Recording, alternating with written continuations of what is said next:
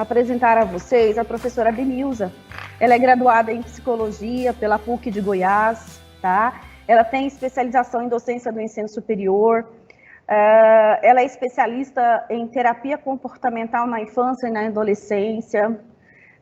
Tem formação em transtornos do desenvolvimento de criança e adolescente. Tem especialização em saúde de família. Ela é terapeuta, tá? Professora de graduação, professora de pós-graduação, inclusive na nossa pós-graduação em neuropedagogia, no nosso curso de docência, né? Ela é nossa professora aqui. Seja sempre muito bem-vinda, professora. Eu tenho certeza que será uma brilhante palestra. Eu me sinto honrada com esse convite, eu me sinto honrada de fazer parte da equipe, de estar com vocês aí na docência, em neuropedagogia. É muito bom, né? Eu acho que é o que a universidade está propondo com essas transmissões, é um enriquecimento para a gente, nos ajuda a repensar, né, enquanto cidadão, qual é o nosso papel, a nossa corresponsabilidade nessa pandemia, porque a gente tem. E quando a gente está falando de saúde mental, a coisa é muito mais ampla, muito mais complexa do que a gente imagina, mas sempre é possível a gente abordar sobre o tema de uma forma acessível, de uma forma que a gente consiga entender qual é o nosso papel nisso.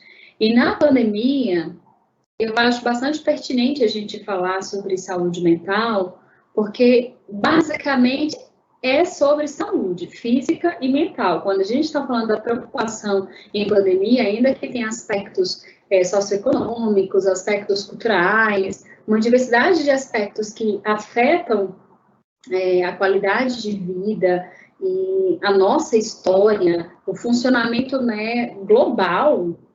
Pandemia é basicamente falar da nossa saúde. E saúde mental na pandemia é um desafio, porque quando a pandemia chegou, a gente já estava em carência em saúde mental. A gente já era um país batendo ranking em quadros de ansiedade e depressão. O nosso país, por exemplo, e aí da minha experiência também como perita de saúde mental ao trabalhador, né? Ao trabalhar com perícias, a gente faz uma pesquisa, uma randomização, quanto que o nosso país existe uma escassez de qualidade de vida, por exemplo, do trabalhador, que está muito relacionada a quadros de ansiedade e depressão, que vem tirando muito esse trabalhador, esse profissional em diversas áreas e aspectos do seu funcionamento, porque a ansiedade e depressão, especificamente depressão, é um tipo de transtorno que afeta muito a saúde física, compromete a qualidade de vida, o funcionamento, inclusive em anos de vida. O nosso país, em termos de número de pessoas com desordens de depressão e de ansiedade, a gente já tinha um número elevado, já era difícil a nossa saúde mental. E em todas as áreas, na área da saúde, na área da educação, na área do direito, segurança pública. Quando eu estou periciando esses casos, não tem uma área que fique fora de risco de desenvolver ao longo da vida transtornos de ansiedade e depressão, e principalmente a depressão como a maior comprometedora. No termo psicológico, a gente está falando de um cenário caótico. Antes da pandemia, por exemplo, a minha formação tanto para atendimento e cuidado da criança e do adolescente como do adulto. E fazendo essa análise desses três grupos, antes da pandemia, a gente já tinha uma carência que, inclusive, estava afetando o desenvolvimento na infância e na adolescência. Cada vez mais frequente, a gente recebe crianças com suspeitas de quadros de ansiedade e depressão. Cada vez mais cedo, a gente já estava recebendo adolescentes e crianças também, com uma certa frequência de ideação de morte, ideação suicida. Isso estava já se tornando frequente. Já estava se tornando frequente um adoecimento psíquico na infância e na adolescência, e já estava muito frequente os relacionamentos amorosos já não serem tão amorosos. Porque em função de manter uma qualidade de vida econômica, as relações perderam muito nessa qualidade. E não só por uma busca de uma qualidade de vida socioeconômica, mas o mundo virtual, a forma como nós administramos e lidamos, a gente usa aí, a gente estava já usando isso de uma forma não favorável, que estava tirando a riqueza das relações, estava tirando a riqueza da comunicação, do tempo em família, do tempo junto. Então, antes da pandemia, a gente já tinha um cenário em saúde mental que era muito ruim, que era muito caótico, só que a gente não falava muito. Era uma coisa que não mexia muito e ficava muito sustentando o mito de que saúde mental era só uma questão que determinado público deveria se preocupar. E quando, na verdade, não tem um público A, B ou C que a gente deva se preocupar, embora alguns grupos apresentem vulnerabilidades maiores. A gente precisa avaliar o ser humano de forma integral e em todas as fases da vida. Pode ter uma desordem psíquica, pode ser acometido de uma diversidade de problemas e, ao longo dessa experiência de vida, adquirir um quadro. Todo mundo nasceu com uma predisposição a desenvolver uma patologia ou uma psicopatologia, o que vai definir ou não se a pessoa vai ter uma desordem ou um transtorno mental, seja ele qual for, é a história de vida. E como essa pessoa lidou com essa história. Então, a gente já tinha um cenário ruim. Aí vem a pandemia, gerando o que a gente chama na psicologia de uma situação trágica. É considerado um desastre natural. Era uma situação que nos pegou surpresa, a gente não estava preparado, a gente não tinha recursos para prevenir, não que a gente tivesse consciente, né? Recursos para prevenir, a gente não tinha recursos para lidar, a gente não tinha um manual do que fazer, a gente nem sabia, não entendia, como a gente também ainda não entende, e de repente a gente se viu na condição de se privar de muitas coisas que é fundamental para a nossa saúde mental.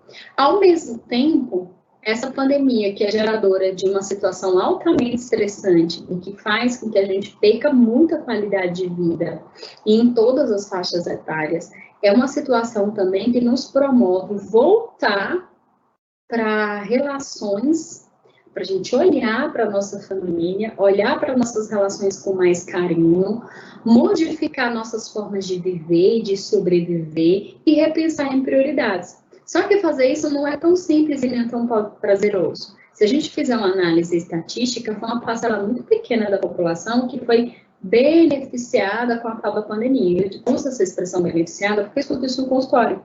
Ah, não, doutora, mas é porque eu acho que essa pandemia fez muito bem para mim, para minha família, a gente ficou mais junto. Só que essa não é a realidade da maioria da população brasileira. E mesmo que você tenha aprendido e vivido experiências favoráveis com a pandemia, ela é estressante. Por quê? Psicologicamente, o que acontece com a gente na pandemia? O nosso sistema de hipervigilância, que é o mecanismo de defesa e de proteção à vida, que é responsável em regular os nossos níveis de ansiedade, ele sobe. E ele sobe para quê? Para nos proteger. E como é essa subida? A gente fica mais tenso, a gente fica mais atento ao perigo, a gente fica atento a situações que podem transmitir um perigo, que pode acontecer uma contaminação, e aí a gente fica se esquivando disso. Esse excesso de esquiva, de fuga e de luta para a sobrevivência nos cansa. E é por isso que no fim do dia da pandemia a gente sente muito mais tédio, apatia e fadiga do que antes. Porque a gente está passando o dia se esforçando muito para sobreviver e para evitar riscos e perigos. Sair, por mais que a gente esteja tentando adaptar a nossa vida e sair, ter o contato social, a gente está fazendo isso de uma forma tensa, não é de uma forma tranquila e deliberada. E a partir do momento que a gente está nesse nível de tensão, a gente está investindo no estresse. E a gente perdeu muito. E nessa perda, chega uma hora que é natural que a gente sinta uma tristeza aparentemente inexplicável, um cansaço aparentemente inexplicável, um desânimo das coisas. E principalmente para algumas profissões, como por exemplo do professor que teve que se esforçar muito mais que antes para tornar acessível a educação. E aí esse profissional passou a se cobrar de uma forma maior. E essa autocobrança não vai dar a resposta que ele queria, ou seja, não tem como a aprendizagem se manter com a mesma qualidade de antes. E a nossa dificuldade enquanto ser humano é se adaptar. Não é porque a gente não tenha parâmetro psíquico e funcionamento psicológico para se adaptar, mas a nossa resistência pessoal escolhida em se adaptar. A gente fica tentando ficar motivado numa situação que a motivação não é bem-vinda. Por outro lado, a gente fica tentando também não se desesperar, manter um foco, um eixo, e a gente fica fazendo higiene mental, né? Evitando tantos conhecimentos tóxicos a respeito do tema, diminuindo a quantidade de frequência de análise de notícias e buscar a fonte de esperança. Mas esse esforço para ficar bem também nos faz mal. Chega uma hora que fazer isso por muito tempo cansa. Fazer isso por um tempo curto, ok, a gente consegue se adaptar e sobreviver e ficar bem. Mas fazer isso de uma forma repetida, prolongada, a gente vai estressar, a gente vai cansar, a gente perde a esperança. E tá tudo bem até aí. Em que sentido que eu falo tá tudo bem? É normal que a gente sinta essa desesperança, essa fadiga, esse sentimento que a gente não consegue explicar, essas alterações do funcionamento, do sono, alterações do comportamento alimentar, e principalmente as crianças e os adolescentes, eles sentiram muito mais do que o adulto, porque o adulto já está com sua formação psicológica pronta.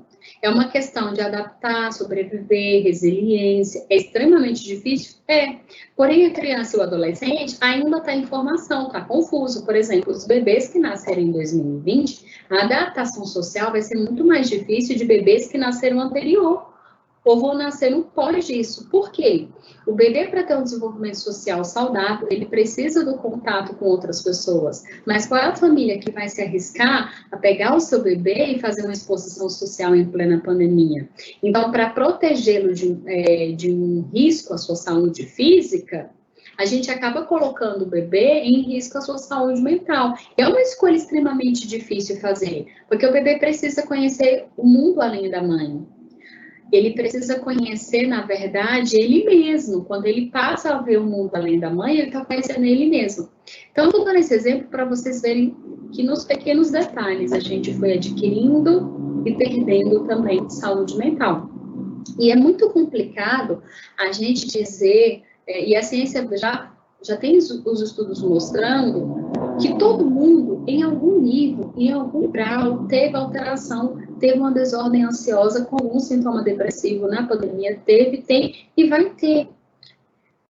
Só que não vai ter é quem não viveu, é quem não passou por isso, quem está morto. Por quê? Porque o natural é que o nosso organismo e a nossa saúde mental e a nossa saúde física, elas não estão separadas, distintas. É tudo junto e misturado. O nosso corpo tem a saúde mental ou a doença mental nele, digamos assim. E uma coisa está totalmente ligada à outra.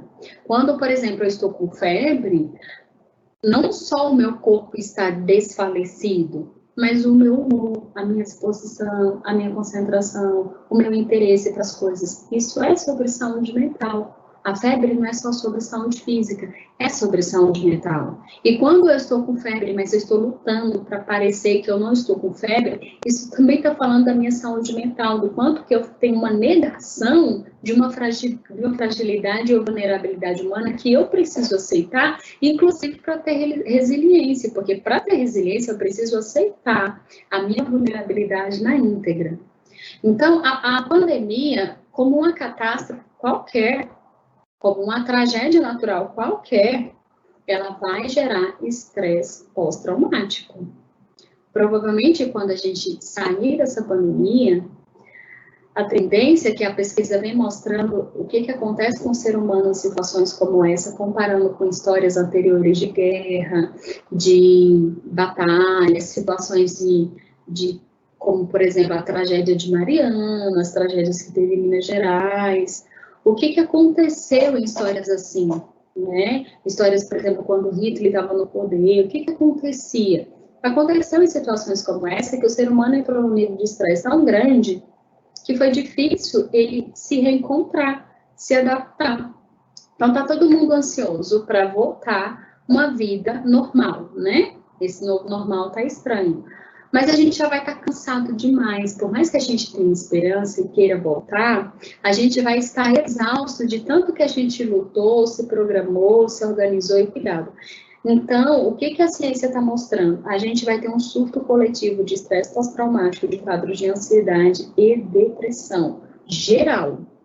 Alguns em níveis mais elevados e outros, mas de modo geral, a população vai ter isso, especialmente fobia social. Não sei como me relacionar. Eu abraço, não abraço. Por quê? O abraço agora foi associado com risco à vida. O tocar foi associado com risco à vida. O que antes era afetivo, uma forma de expressão de afeto, agora a gente se vê meio que bagunçado, sem saber como é que a gente expressa o afeto. Eu não sei se eu abraço, eu não abraço. E aí eu digo para os pacientes, apenas diga o que você está sentindo. E que a pessoa receba isso como um abraço. E receba como um abraço o que a pessoa diz sentir sobre você. Por exemplo, chegar para uma pessoa querida e dizer como eu queria muito te abraçar. Como eu estou com saudade desse momento. Essa também é uma forma de abraçar. É uma forma psicológica de você expressar o seu afeto. Então, até a gente se organizar nisso vai levar um tempo. Quando a tendência que a ciência vem nos mostrando, hoje, inclusive, numa das formações que eu tenho, que é a atualização da psiquiatria geral, lá na equipe a gente estava discutindo sobre um artigo do quanto que a fobia social vai ser extremamente comum no pós-pandemia.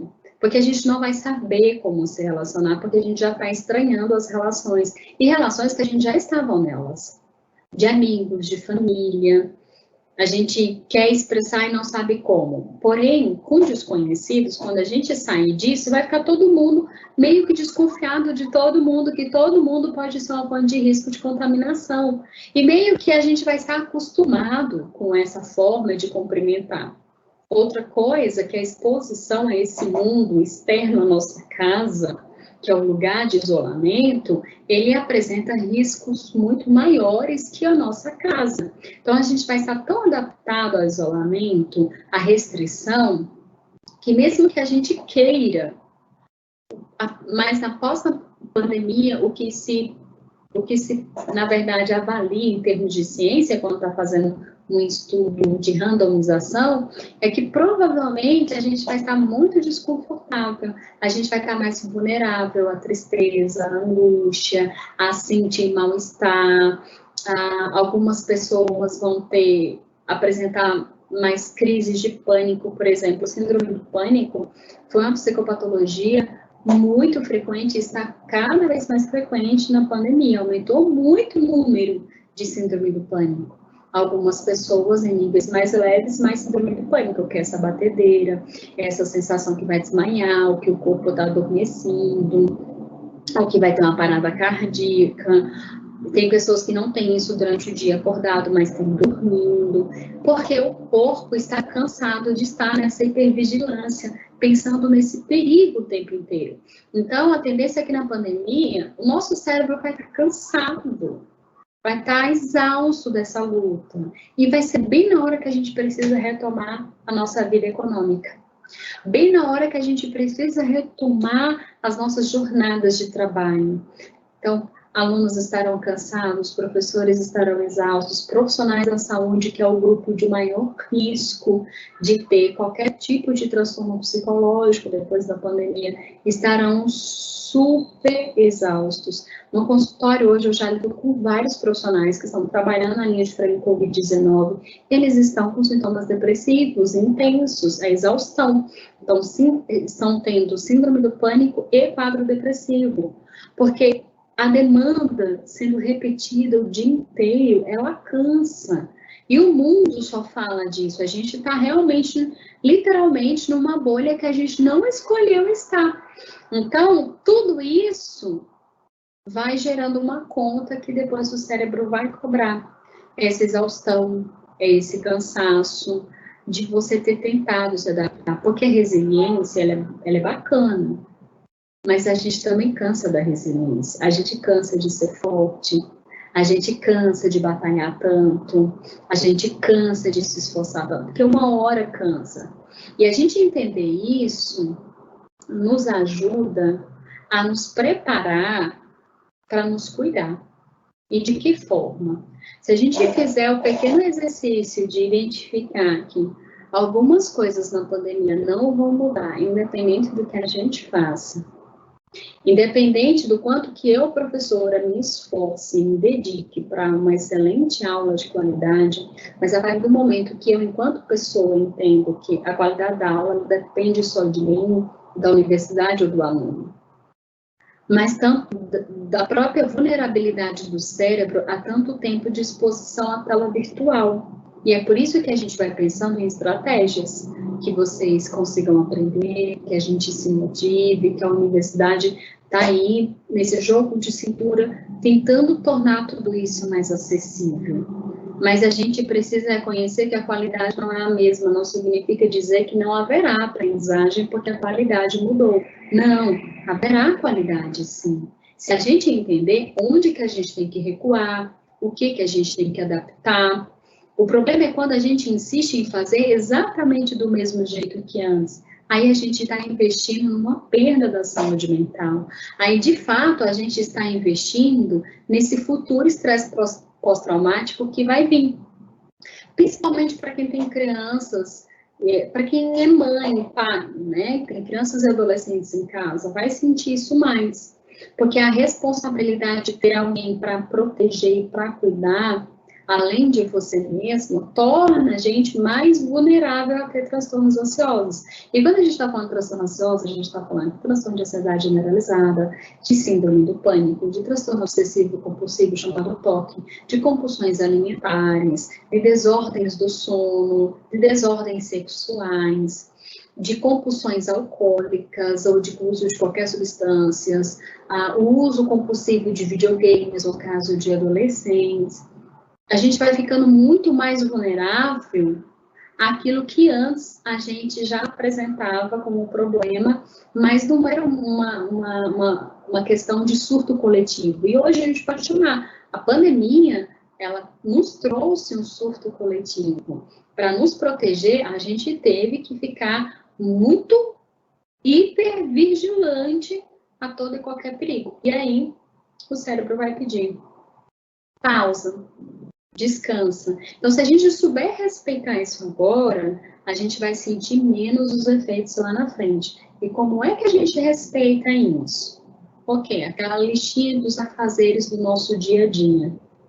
O que realmente é tangível? O que você consegue, de fato, fazer no dia, naquele dia, que não vai te deixar exausto, cansado? Você vai fazer, vai ser simples e fácil de fazer. E se tiver uma coisa extremamente difícil de fazer, você foca só nela. E no outro dia você vai para outras coisas. E no fim do dia você olhar para essa lista do dia a dia e se permitir ser grato pelo que você conseguiu, principalmente as mulheres. É interessante que eu estava escrevendo um artigo sobre o quanto que as mulheres são mais vulneráveis a quadros de ansiedade e depressão em situações como a pandemia, porque elas aumentaram, na verdade, a demanda para as mulheres aumentou muito, principalmente as mães que são chefes de família. Essa demanda aumentou muito. E em função desse aumento, e a mulher já tem uma predisposição genética, 60% de chance a mais que o homem a desenvolver qualquer quadro de ansiedade e depressão. É uma vulnerabilidade nossa, genética. Isso porque a nossa ativação cerebral feminina é muito maior para riscos e perigos do que no homem. Inclusive, eu até deixei um texto nas redes sociais semana passada falando sobre isso, sobre o quanto que a gente é vulnerável a perceber. Quando a gente percebe o perigo, a gente percebe o perigo, o tipo de perigo, a gente já imagina as consequências, desenvolve um plano A, um plano B. Quando o homem percebeu, a gente já tem até o plano B. Isso é uma questão de funcionamento natural. A gente vê isso até nas garotinhas e nos garotinhos. A mulher amadurece mais cedo. Essa forma de funcionar já nos deixa predispostas e mais vulneráveis na pandemia. A mulher na pandemia, ela precisa de mais apoio e suporte familiar, principalmente do seu cônjuge. Ela precisa de suporte familiar, inclusive dos próprios filhos. Só que fazer isso é tão complexo, gente, não tem um manual.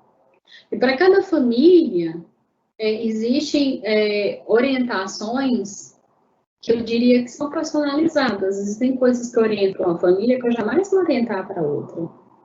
Porque cada família com sua cultura, com sua história, com sua experiência, mas de modo geral, nós mulheres, por exemplo, nos tornamos mais vulneráveis pelo nível de alta exigência que a gente tem. O tanto que a gente quer acertar o dia inteiro nas pequenas tarefas e chegar à noite e olhar para tudo isso, pronto, dei conta de tudo, fui ótima em tudo, e é isso. Homens também se cobram muito, se cobrem. Existem homens no meu consultório com transtorno de ansiedade, desculpa, com síndrome do pânico? Existem, só que é um número menor. E o exercício terapêutico que a gente passa é justamente esse. Se a gente quer sofrer menos efeitos desse surto coletivo, desse estresse pós-traumático, no mínimo, a gente precisa entender que temporariamente a gente precisa regredir em algumas decisões. A gente precisa tomar escolhas mais simples, pensar mais no hoje, inclusive, porque quanto mais eu penso nesse pós-pandemia, mais angustiado, aflitivo, mais estressante vai ficando o meu dia.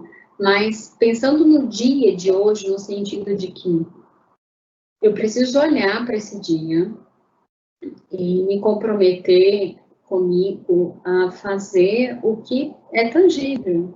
O que não está ao meu alcance, eu peço ajuda de outras pessoas para fazer. E talvez, ainda assim, não seja nem ao meu alcance, nem ao alcance de outras pessoas. Existem coisas que a gente vai ter que lidar com a perda mesmo, que o que nos resta é lidar com a perda.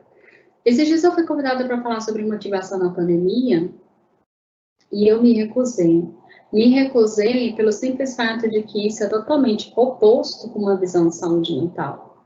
Não tem como a gente permanecer motivada em situações de estresse como esse, principalmente na quantidade de tempo que a gente está vivendo de pandemia. A motivação, ela é um resultado, ela não é uma causa. Tem como manter esperança? Tem. Mas para manter esperança, a gente precisa se cercar de muita coisa boa e de muitas pessoas boas. Ou seja, a tristeza, a fadiga e o cansaço, eles são respostas naturais e necessárias nessa fase, porque é na tristeza que a gente recua em algumas coisas que a gente precisa recuar, inclusive para ter saúde mental. E se eu sei viver minha tristeza, eu vou saber respeitar essa quantidade de estímulos que eu estou colocando na minha vida, e que em vez de receber isso sem filtro, eu paro e avalio. Então, a tristeza, ela é reguladora. A fadiga, o cansaço, são reguladores do nosso comportamento. E enquanto a gente olhar para essas emoções como algo só ruim, a gente vai perder muito a saúde mental. Inclusive, no século XXI, a nossa saúde mental se decaiu muito porque a gente associou emoções de fracasso, tristeza, dor e fadiga com algo que gera coisas ruins.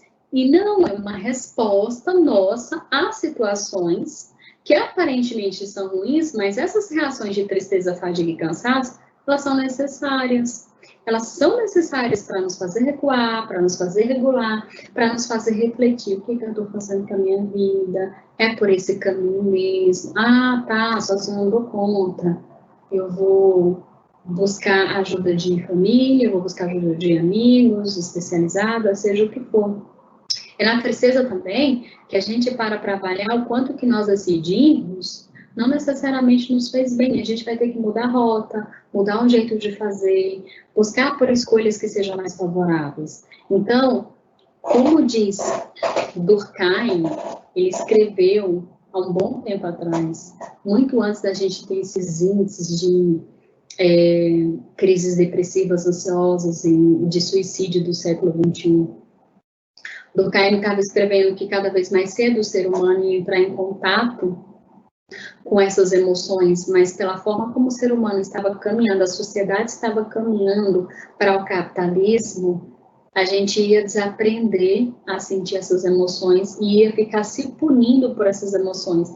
E a gente ia ficar cada vez mais vulnerável a ter um transtorno mental e a querer desistir da vida. E é verdade, ou seja, quanto mais a gente evita entrar em contato com a tristeza, pior a gente fica. Quanto mais a gente evita entrar em contato com a dor, com o fracasso, com a mudança de estilo de vida que agora na pandemia demanda, pior a gente fica. Porque como a gente não para avaliar essas emoções e que elas são sinalizadoras de nossos comportamentos, do que a gente precisa mudar e fazer, a gente vai ficar se esgoelando para ser positivista, e isso é uma alienação psicológica. E aí eu lembro daquele filme, Divertidamente, né? As 5 emoções, as principais e básicas, e aquilo é real. Em neurociência a gente está estudando que aquilo é real. E para cada momento, para cada situação, existem emoções e elas têm as suas funções e os seus papéis, e a gente precisa aceitar e receber. Então, quando a gente está pensando na ciência para pós-pandemia, a gente pode prevenir muitos surtos psicológicos se a gente aceitar que é hora de recuar, é hora de mudar, é hora de pensar menos no futuro. Porque a gente planejou 2020, aí, o que deu?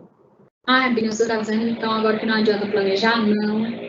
Não estou dizendo que não adianta planejar, estou dizendo que é tempo da gente planejar menos, da gente aproveitar mais as relações, melhorar inclusive a qualidade delas, da gente repensar na nossa vida. E é tempo também de muita coisa boa acontecer, pode ser, tem muitas coisas boas que têm acontecido com pessoas depois da pandemia, histórias de vida que mudaram para o melhor, mas o preço disso foi muito alto. Então, para evitar um surto coletivo, na verdade, a gente não vai conseguir evitar um surto em si, a gente vai conseguir evitar a intensidade dele. A gente precisa muito repensar no que a gente está fazendo enquanto instituição, enquanto pessoas, enquanto comunidade. E aí, gente, quando a gente está falando de saúde mental, a gente não está falando só o quanto que a pessoa tem ou não tem um transtorno, mas o quanto a pessoa sai de uma experiência tão traumática que é a pandemia, tão estressante, e às vezes ela não sentiu, não expressou isso na pandemia, mas no pós ela vai sentir. Vai estar todo mundo caminhando e ela vai estar se arrastando, porque ela não fez a pausa que deveria fazer, ou ela vai estar no nível de irritação, de irritabilidade, de estresse, de estupro curto, de intolerância, de ausência de apetite, ou de apetite em excesso, e tudo isso em decorrência do estresse que é natural gerado por situações como a pandemia.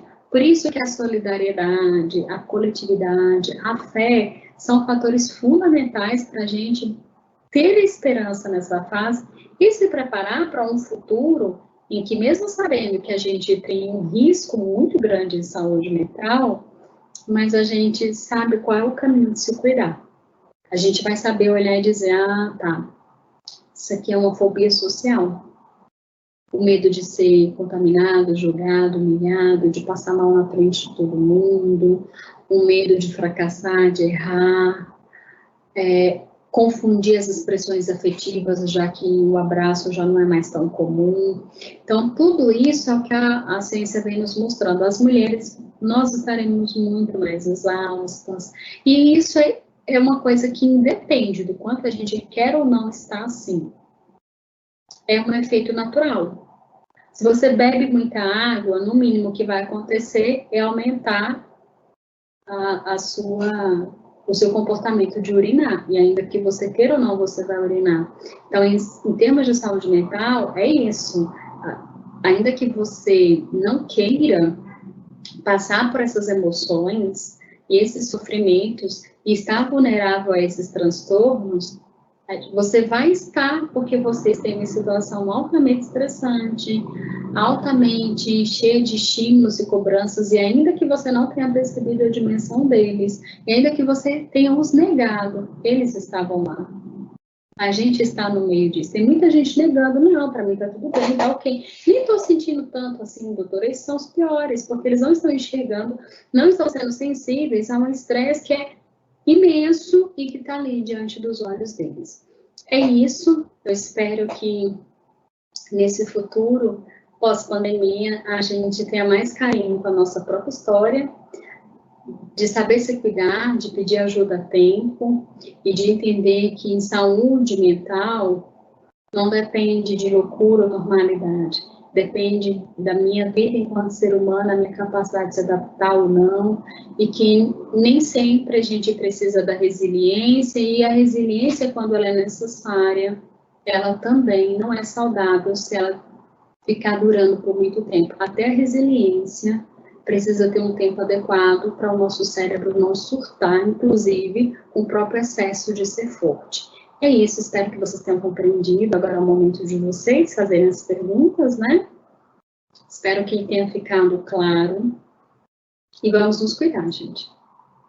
Obrigada aí pela brilhante exposição, né? Sempre muito bom poder ouvir você, né? Nessa tranquilidade, nessa paz aí, nessa didática, né? Laura, Sim. Eu gostaria de fazer algumas considerações aqui, né? Sim, uma coisa que você pontuou que é bastante interessante. A questão da gente aceitar as nossas emoções negativas, né? Vamos colocar aqui entre aspas, né? A tristeza, a fadiga, o cansaço. Eu acho que quando a gente consegue ter essa consciência e entender e aceitar, parece que a gente começa a lidar melhor com a nossa saúde mental, né? Outro ponto, antes da gente entrar aqui nas perguntas, né, algumas questões que você levantou, né, é um momento de palestra, é um conteúdo bem extenso, a gente sabe que talvez numa disciplina aqui da nossa pós-graduação você tem aí 20 horas para trabalhar muito bem, né, questões relacionadas a esses conceitos. Então, mas a questão das possíveis situações que podem acontecer pós-pandemia, né?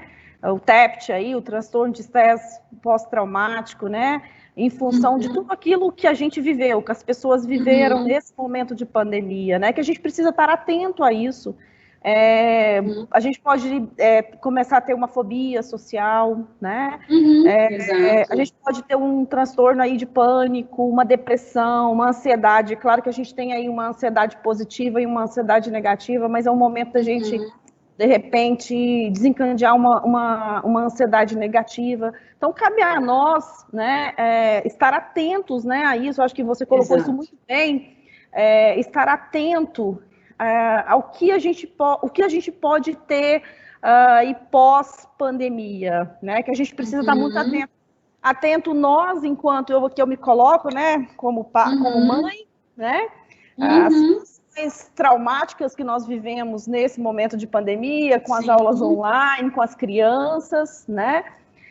No ambiente de trabalho que nós tivemos que nos reinventar, né? Essa transformação digital, que tudo isso foram momentos realmente desafiadores, né?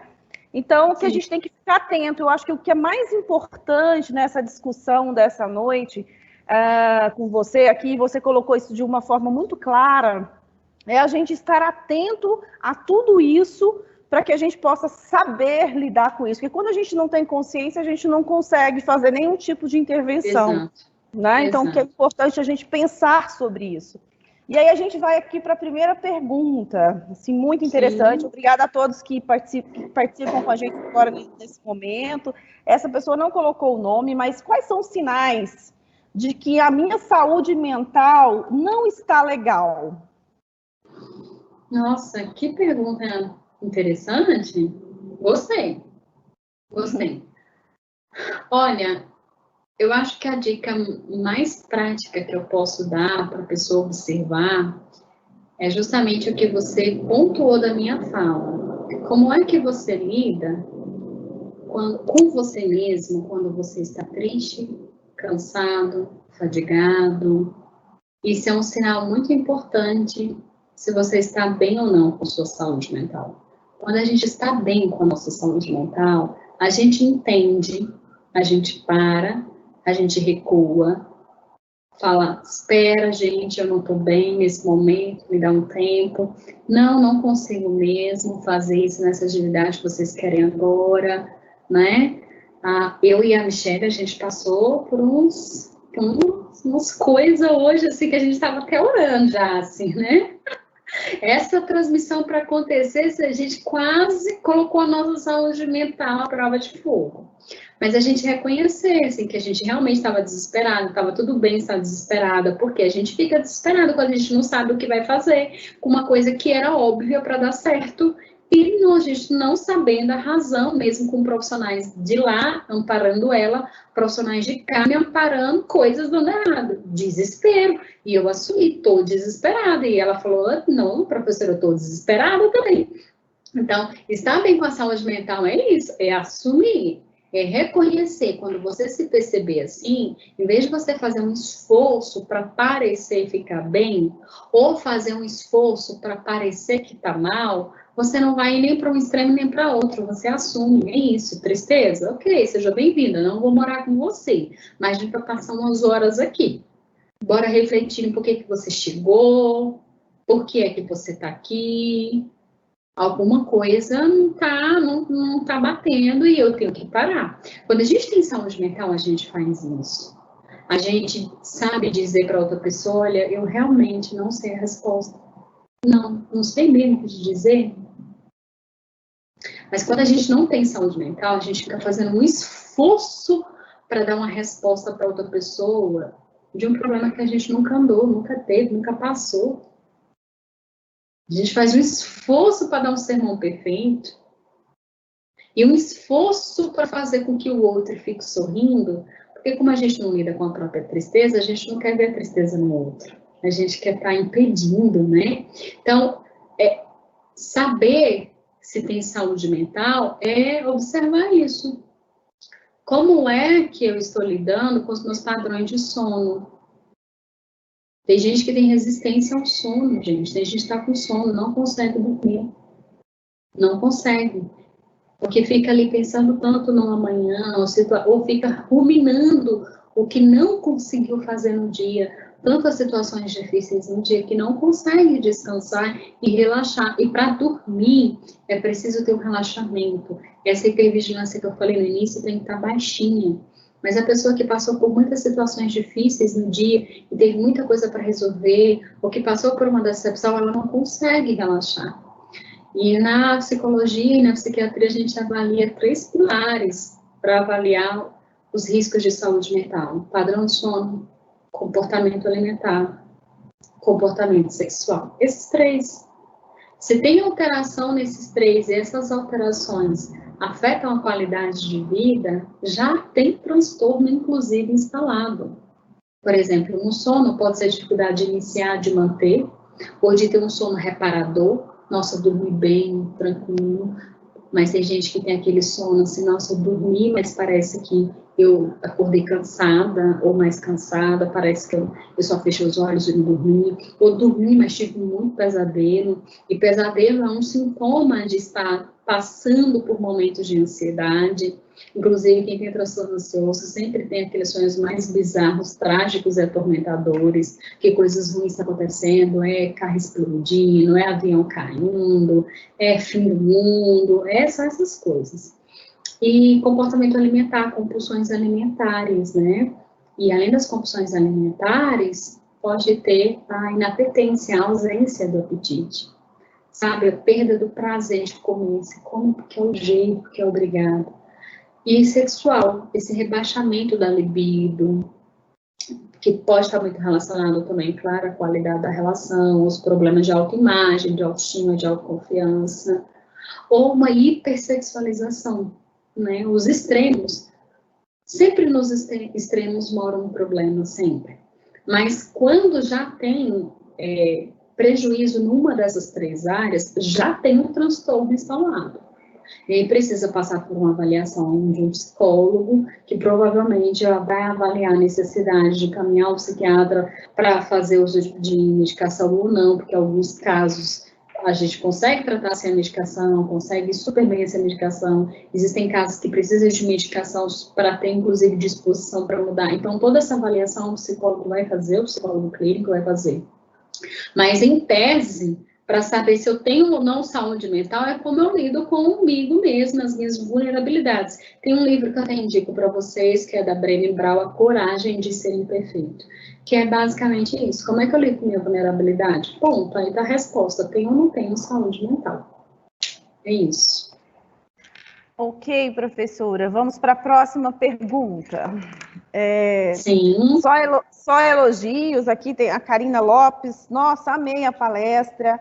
O Pedro, sempre presente aqui nos nossos webinars, participando. Tem uma pergunta dele aqui. Primeiro, gostaria de dizer que fala fascinante.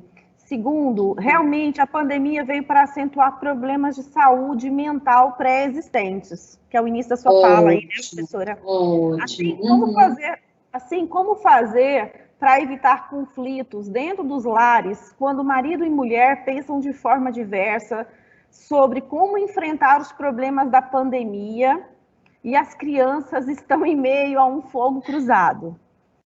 Eita, é o Pedro que perguntou isso. Isso. Pedro, tá tenso, né? Deixa eu te falar.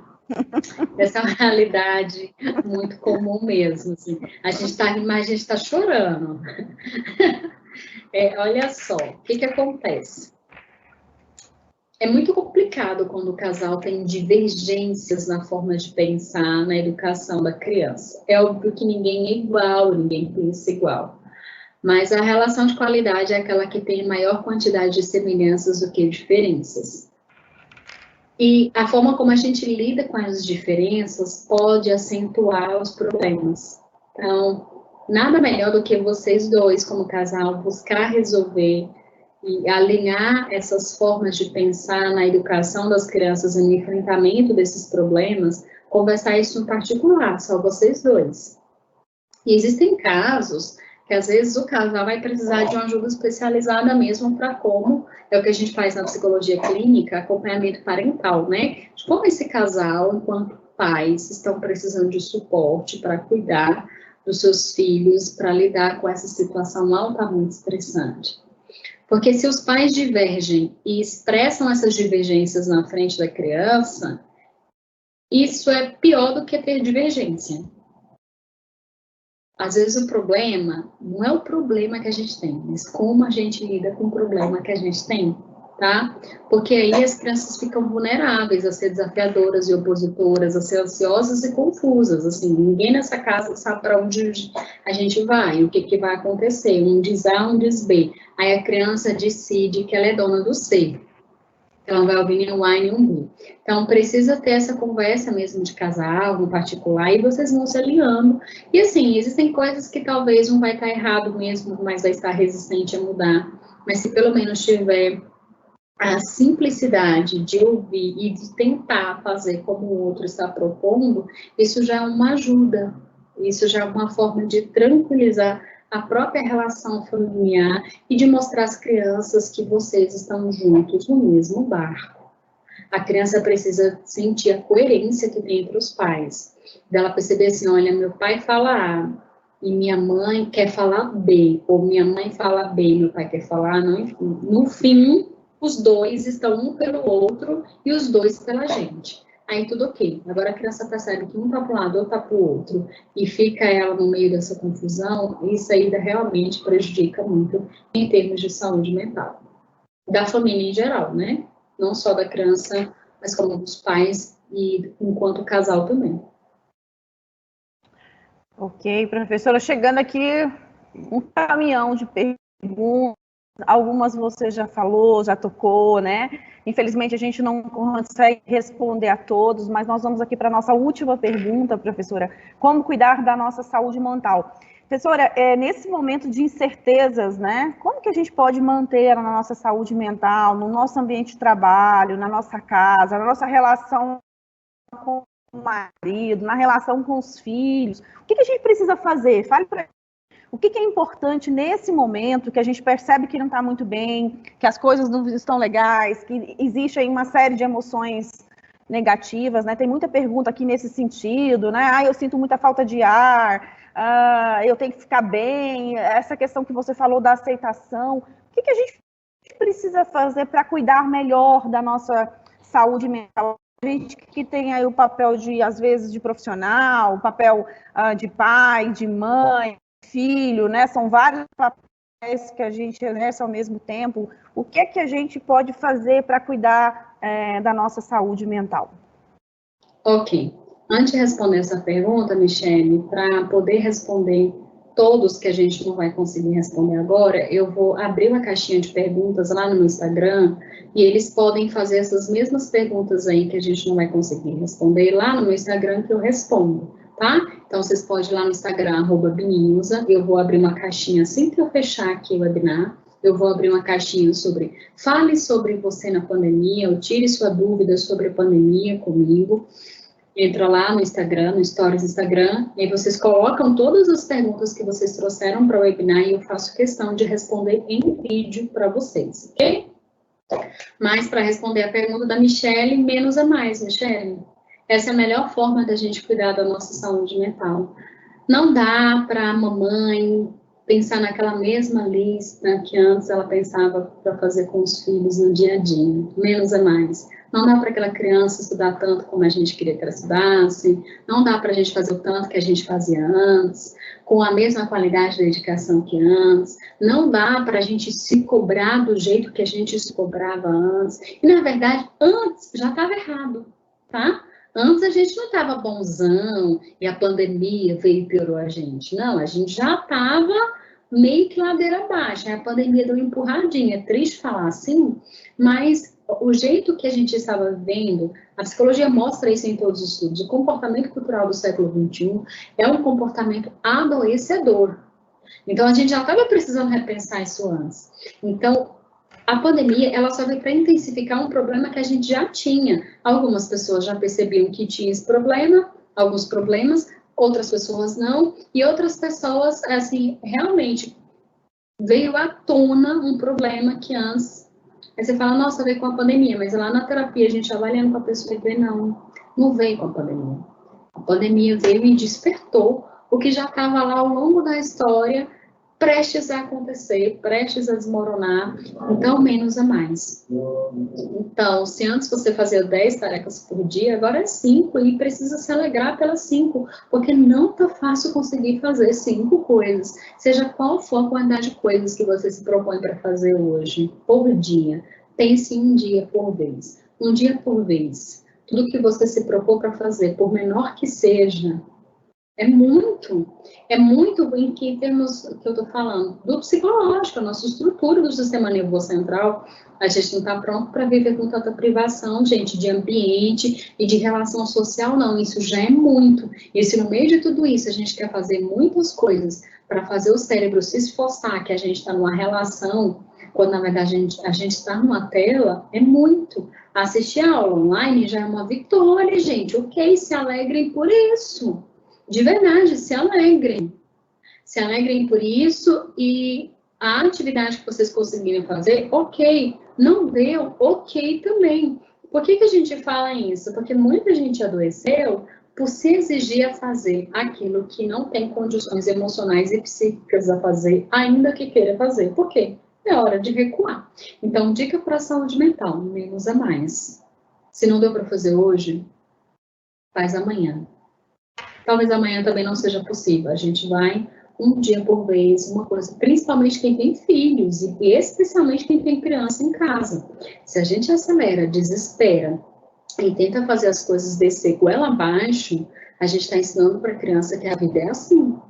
Então, desde cedo ela começa a desesperar com os estudos dela, com a escolinha dela, com o mundinho dela, e ela tanto vai fazer isso com ela como os coleguinhas. Ela vai esperar que as pessoas desçam de goela abaixo as situações. Tem coisa que a gente se adapta, tem coisa que a gente não se adapta, e é isso, menos é mais. O que você está se propondo a fazer, às vezes é lindo, é esplendoroso, é maravilhoso. Como tem gente no consultório, nossa, eu cuido de muitas pessoas, eu sou professor de não sei quantas, é lindo. Mas isso está consumindo sua saúde mental pela quantidade de tempo, que você está fazendo aquilo, pela quantidade de recursos que você está tendo que desenvolver. Então, lembre sempre, menos é mais. Tá? Ok, professora, maravilha. Que delícia, né, de conversa, de palestra. Já estamos chegando ao final do nosso evento. Professora Benilza, volto a palavra para você, para que você possa fazer as suas considerações finais, para que você possa deixar aí um recado, né, de como melhorar a nossa saúde mental, o que, que a gente precisa fazer, e fazer o fechamento aí da sua exposição, que foi brilhante. Te agradeço, assim, imensamente, de coração, pela sua atenção, pelo seu apoio, seu comprometimento com a educação, em transmitir de uma forma muito clara, muito precisa, todo esse conteúdo. Seja sempre muito bem-vindo. Eu acho que a gente vai ter que fazer um outro convite aí, porque o tema ainda não se esgotou. É verdade. Esse é um tema, nossa, que vale repetição, né? Vale repetição, vale reprise, vale continuação, série 1, 2, 3, né, Shirley? Muito obrigada, porque eu me sinto muito grata em fazer parte de alguma forma da Uni Goiás. É uma universidade que eu falo muito, que me admira o cuidado que vocês têm com a gente, enquanto professores, com os alunos. Então, sempre quando eu posso estar de alguma forma associada a vocês, a minha resposta é sempre sim, né? Só se realmente a minha agenda já estiver ocupada mesmo com outra coisa, mas eu vou dar sempre essa prioridade, e eu acho que vocês têm uma forma de trabalhar que é muito bacana, né? Não é só formação pela formação, não é uma formação só de título, é uma formação de cidadania, de pessoa, de saúde mental, assim. Então, é isso que me deu interesse. Não, realmente eu quero fazer parte do corpo docente. Foi isso, confesso, e eu sou muito grata por isso. Mas a minha dica de ouro é: vamos ter mais carinho com a gente, né?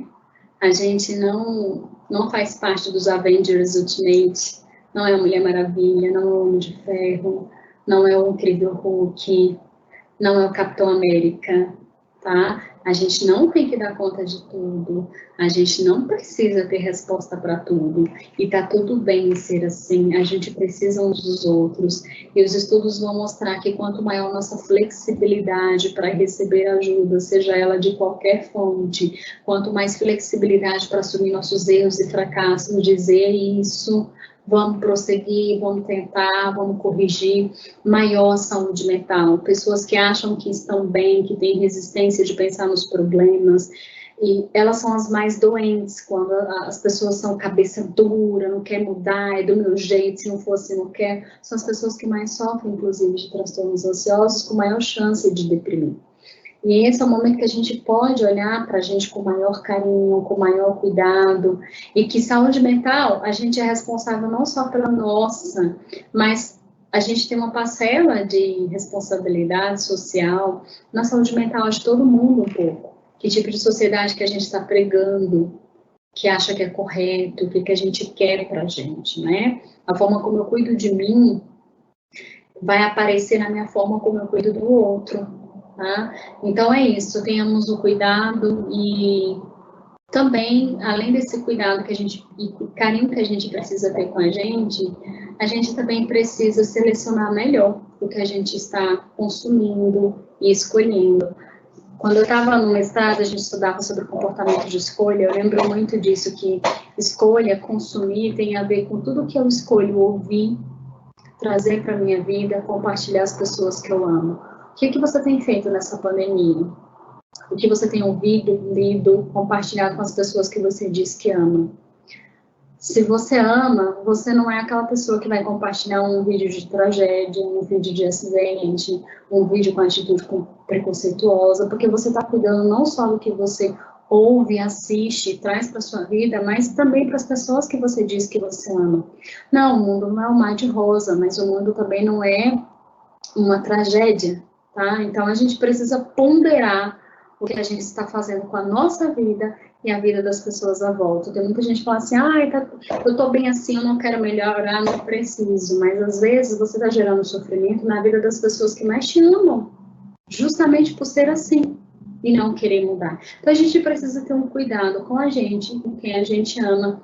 E é isso. Ei, professora, recebe nosso carinho, né? Meu abraço. Obrigada. Meu abraço psicológico. Ai, recebido. É isso aí. Eu já estou colocando em prática a sua dica, viu? Exato. Vocês, a todos, muito obrigada. Receba o nosso abraço, receba o nosso carinho. Fiquem com Deus, se cuide da sua saúde física, cuide da sua saúde mental e até breve. Um grande abraço e tchau para vocês.